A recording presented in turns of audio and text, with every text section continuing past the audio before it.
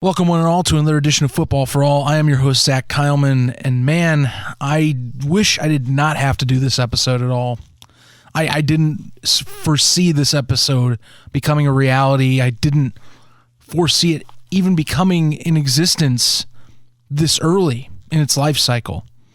The XFL is essentially no more. It still exists, yes. I want to dream that it will be back, maybe not next year, but in 2022. But let's look at the facts, people. This is the coronavirus itself, the sports landscape that we live in right now is going to be fractured, if not grabbing at straws and finding its best way to move forward without having to risk it all. There's a dire moment right now for these sports leagues and for businesses in general in the United States and across the world. The XFL, which is owned by Vince McMahon privately by Alpha Entertainment, was an unfortunate tragedy in all of this. It is a tragedy to COVID-19. It never got to stretch its legs. It never got to prove or fail in the way that it wanted. It was killed. It was murdered by COVID-19's amazingly powerful economic downturn. And nothing else can really be said about that. I can tell you all the great things that happened in 5 weeks of the XFL because I believe, and I'm going to say this proudly without any uncertainty now, this league is the best example of what spring football should be. And originally, I thought the USFL was that after everything I've read about the USFL and, of course, its Hall of Fame talent and, of course, how fans received that league. And I will eventually go into a retrospective on that league and how its demise was that of corporate greed. But the XFL, I think, was the best example of what a spring league can be and how it can survive. It's just, you have to be able to get lucky. Either you have to be lucky or perhaps the NFL has to fund you. Because, to be honest, this is the dumbest luck I have ever seen a sports league have, or in particular, a spring football league. Examples like the World Football League, the United States Football League, the Alliance of American Football, NFL Europe, all of those you can mostly relate to one common denominator generally, and that's either cash flow or corporate greed. And fact remains that the XFL will not have that mark on its history. Not the 2020 version. Let's keep that in mind, because the 01 version, Vince McMahon has every fault for taking that iteration of the XFL and burying it into non-existence. Because the 2020 version of the XFL redeemed the name of the XFL. It's a damn good league. It was a damn good league. The 2020 version of the XFL should have worked. I think it was supposed to work. It looks like it was going to work. And yes, I'll admit, ratings were sliding at one point, like all spring leagues have. They don't stay consistent. But considering that ABC and ESPN and Fox, they all liked what they were seeing. The XFL was drawing more fans every week. St. Louis was about to get a 50,000 attendance home game for an XFL contest. And it all crumbled apart because, unfortunately, a virus of mass proportions came out of the blue. Well, to some, not out of the blue, but I'm not going to make this political. It came out of the blue for the sports world, and we're the ones that lose. Football fans are the ones that lose, in particular. Because unlike the Alliance, that it determined its fate, it made the wrong mistakes. The XFL didn't get a chance to make its mistakes, and it didn't get a chance to make its glorious return the way that we saw it. That home game in St. Louis is going to be one of the best memories I ever have of football. The one I'm talking about, of course, is the home opener in St. Louis, Missouri. I loved it. I love the XFL. I love the St. Louis community. I want to go back to St. Louis because of the XFL. And I hope to get that chance.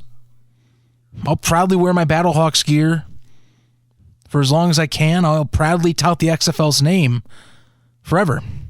At least the 2020 season, I will proudly tout it forever.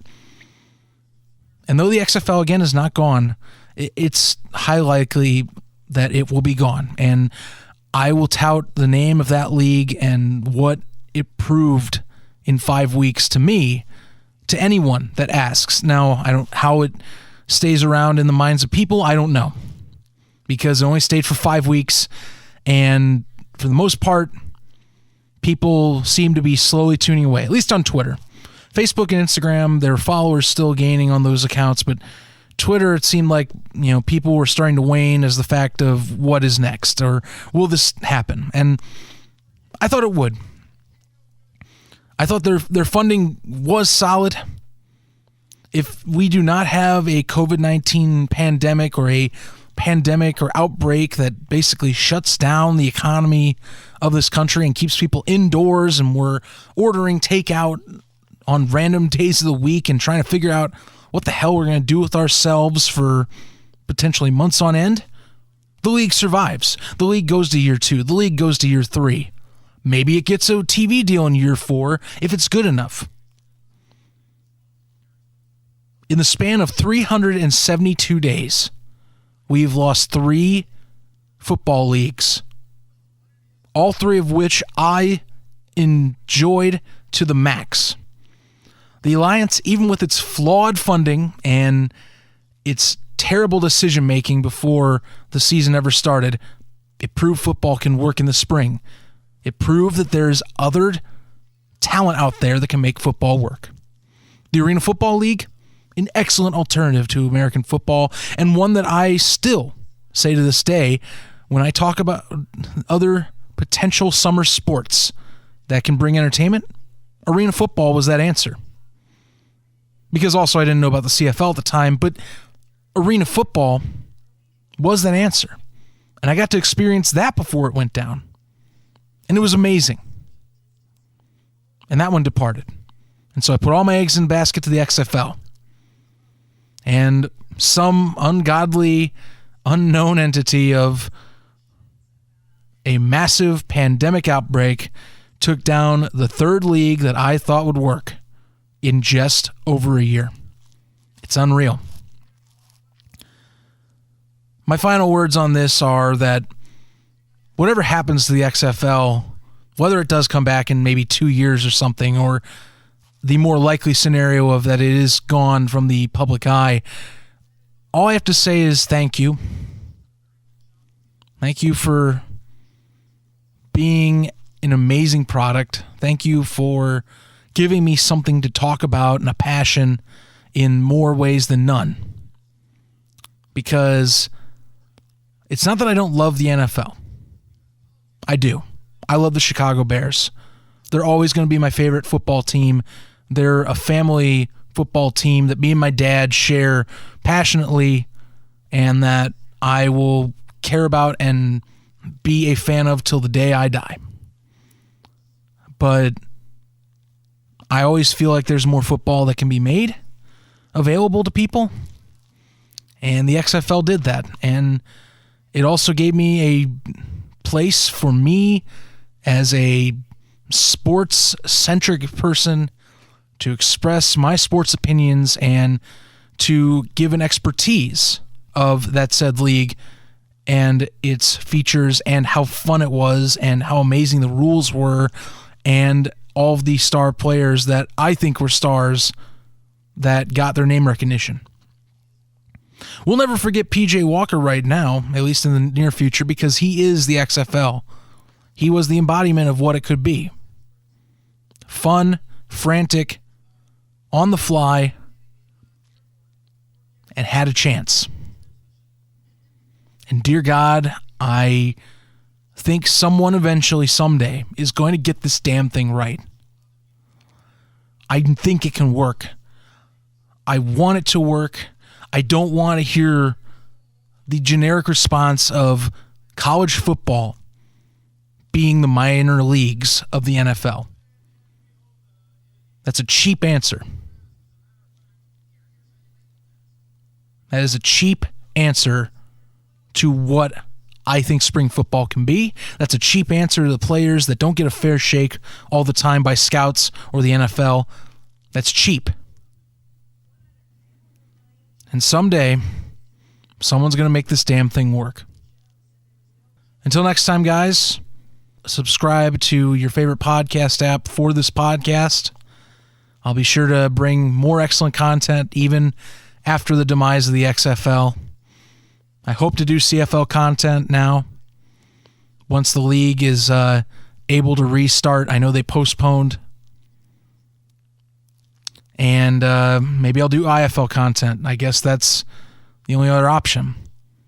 I'll obviously do NFL content, but nothing's going to be able to replace the XFL. Nothing's going to be able to replace the Arena Football League. Nothing besides the XFL is going to replace the Alliance of American Football.